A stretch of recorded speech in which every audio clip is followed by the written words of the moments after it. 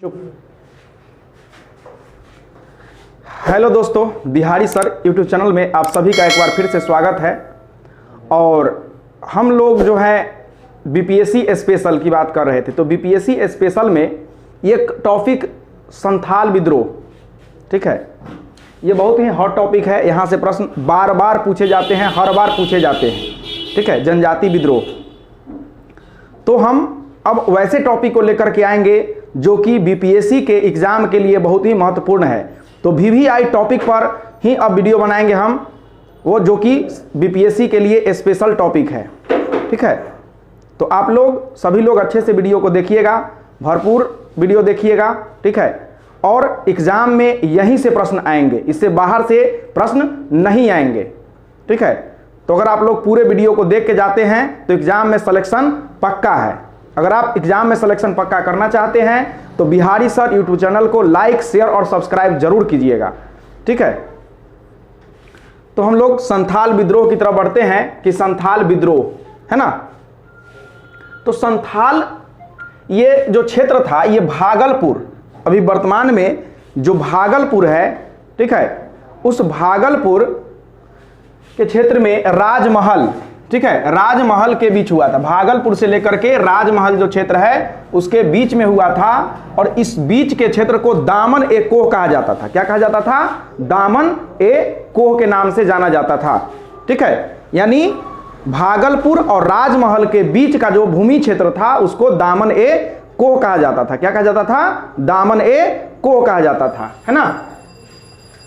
और संथाली जो थे, ये संथाली एक तरह से जंगल में निवास करने वाले लोग थे, उनको जनजाति कह सकते हैं, ठीक है। ये लोग पूरी तरह से जंगल पर ही निर्भर थे। इनके अर्थव्यवस्था का जो सबसे मूल स्रोत था वो जंगल था, ठीक है। जंगल, जल और जमीन, है ना। जंगल, जल और जमीन, इसी पर ये पूरी तरह से निर्भर थे। तो संथाली जो थे आर्थिक रूप से आत्मनिर्भर थे। इनको किसी भी चीज के लिए दूसरे के यहां जाने की जरूरत नहीं थी। इनको सारा चीज जो है जंगल से ही मिल जाता था, ठीक है। तो ये क्या थे? आत्मनिर्भर थे। आत्मनिर्भर थे, इनको किसी भी सुविधा के लिए दूसरे के आगे हाथ पसारने की जरूरत नहीं थी।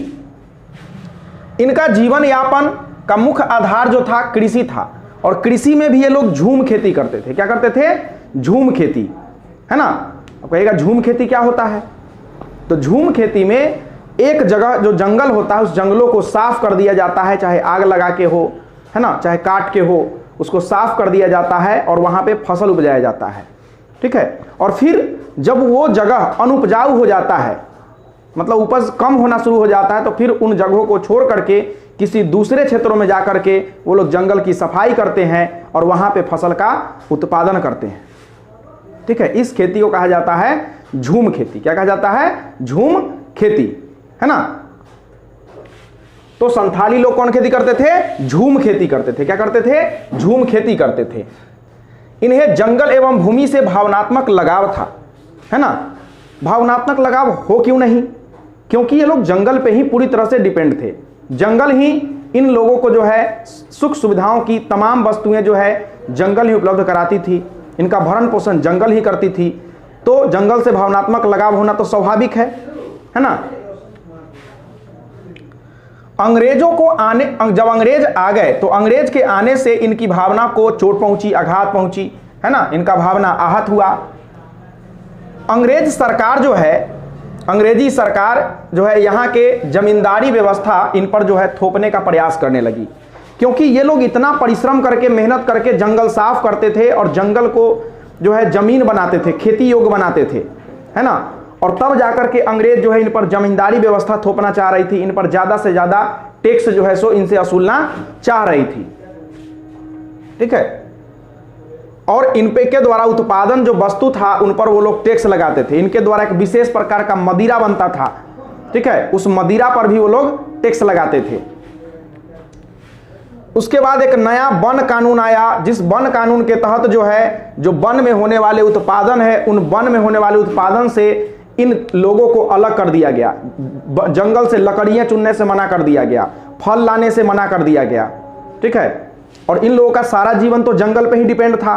तो लोग इन लोगों को जंगल में जाने से ही मना कर दिया गया, तो इनका आर्थिक जो स्रोत था वो प्रभावित हो गया, है ना। इनका आर्थिक स्रोत क्या हो गया, प्रभावित हो गया। इनका आर्थिक उपार्जन स्रोत जो था वो बंद हो गया।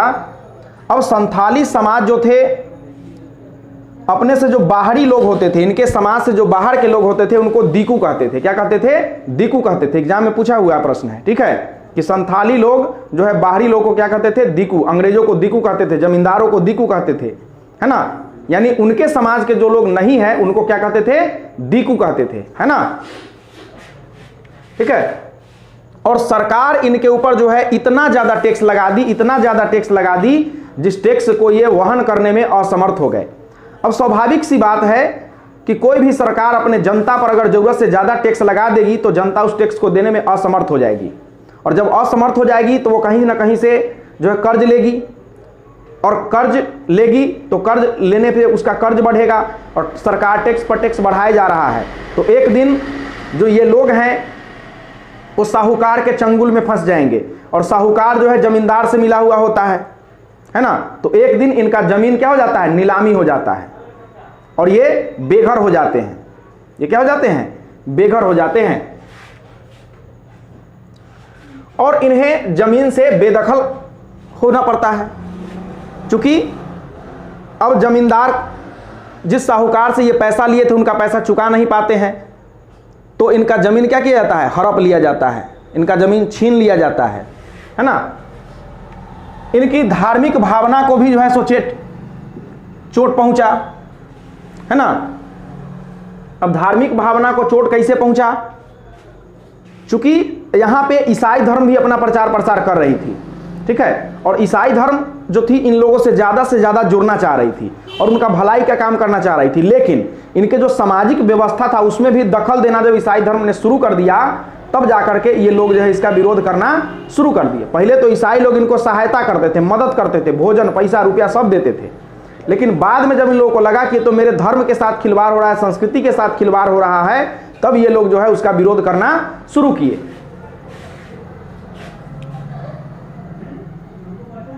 (1854) में इनका जो है असंतोष काफी बढ़ गया, है ना। 1853 में देखे थे कि डलहौजी था वायसराय, है ना, और डलहौजी रेल लाइन बिछाने के लिए फेमस है। तो इन लोगों से जब रेल लाइन बिछाया जा रहा था, भागलपुर से वर्धमान तक जो रेल लाइन का निर्माण हो रहा था, तो इन सबसे बेगारी लिया गया। बेगारी का मतलब होता है बिना पगार के नौकरी लिया गया। इनको पैसा नहीं दिया जाता था, जबरदस्ती खाली खटवाया जाता था, ठीक है।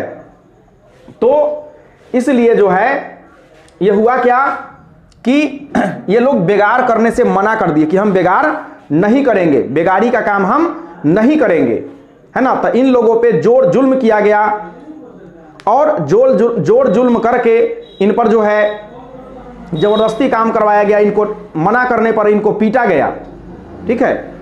ये तमाम इनको तरह की जो प्रताड़ना इनको दी गई, इनको प्रताड़ित किया गया, है ना। इनके बहू बेटियों के साथ भी अच्छा व्यवहार नहीं किया गया, ठीक है। तो इस घटना का इन लोगों ने विरोध किया, और विरोध करने के लिए 30 जून 1855 को ये लोग जो है एक भगनाडीह गांव था, है ना, उस भगनाडीह गांव में ये लोग जो है 400 गांव के लगभग 6000 संथाली प्रतिनिधि को एक साथ जो है इकट्ठा कर लिए, जमा कर लिए।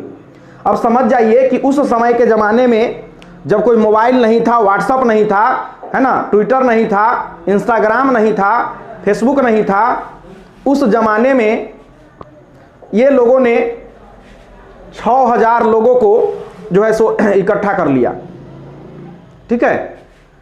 इतने लोगों को ये लोग जो है क्या कर लिए, इकट्ठा कर लिए एक साथ। 60,000 है कि 6,000, ठीक है। तो इतने लोगों को इन लोगों ने जो है सो इकट्ठा कर लिए, है ना। तो संथाल प्रतिनिधि इकट्ठा हुए और इन्होंने विद्रोह करने का जो है सो निर्णय लिया।